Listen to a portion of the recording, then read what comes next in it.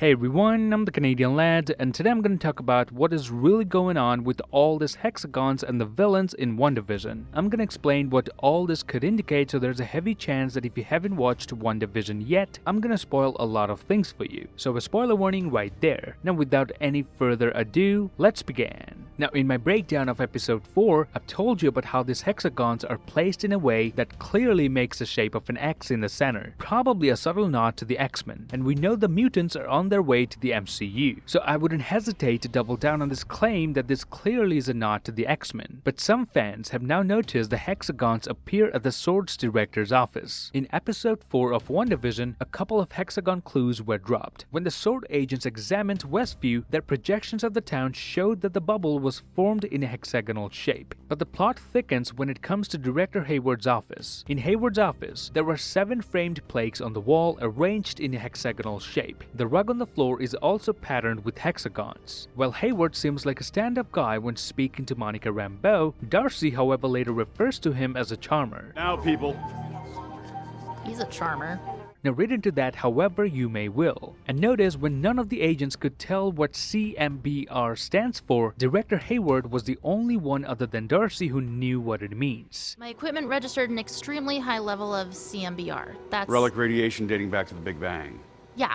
So it's established pretty well that he has vast knowledge of how this universe really works. So could it be that he possesses all this knowledge thanks to his connection with the devil, aka Mephisto? Now of course I'm just speculating here, and he could really turn out to be a great person. But the fact that Monica Rambeau was so conveniently vanished in the blip, which gave Tyler Hayward the chance to become the director of S.W.O.R.D. in the first place. Cause it really should have been Monica. She's the daughter of the one who literally founded this organization, so she should have been the replacement, but because she was gone in the snap, it was Hayward who got promoted. Now here's a very crazy theory that I'm gonna share with you lads, and it's totally mine, so it's gonna make absolutely no sense at all, but because it's Marvel, so I'm taking nothing off the table. So here it goes. Let's assume that the villain of WandaVision is either Grim Reaper or Mephisto, and Director Hayward somehow managed to connect to either one of them, and with their help, he made sure that Monica vanishes in the blip, so he can become the director, which means Thanos' snap wasn't that random after all.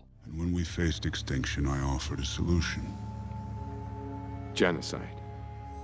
But random, dispassionate, fair to rich and poor alike. Perhaps Mephisto or Grim Reaper could alter who goes out and who stays in. But because the Avengers managed to bring everyone back from the blip, so Mephisto or the Grim Reaper had to change their initial plan. And their new plan is to cast a spell on Wanda and entice her with a fake happy sitcom life. Because they probably want her gone, and she was gone for real in Infinity War, so is Vision. But maybe Mephisto now plans on using these two in order to achieve a higher goal, instead of just killing them. So my point is, this show essentially has 2 plots.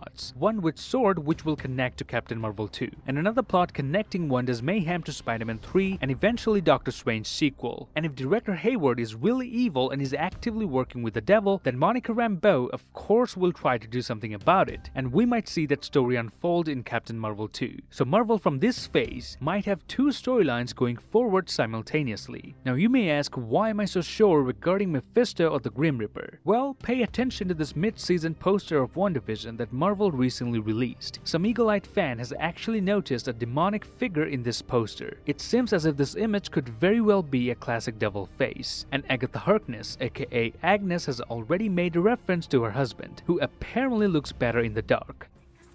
Did you lose power too? Oh, sure did. But Ralph looks better in the dark, so I'm not complaining.